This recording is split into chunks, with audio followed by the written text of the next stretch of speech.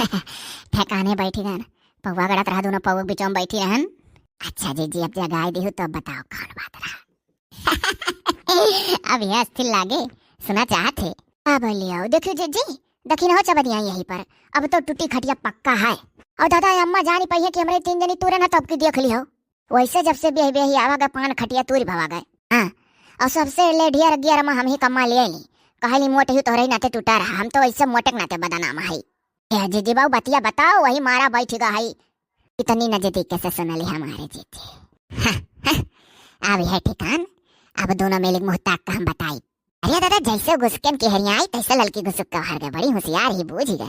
तब जीजी जान ही गए ना कि तू सोचे तू हुरा फम जाइए हुरा पे आम।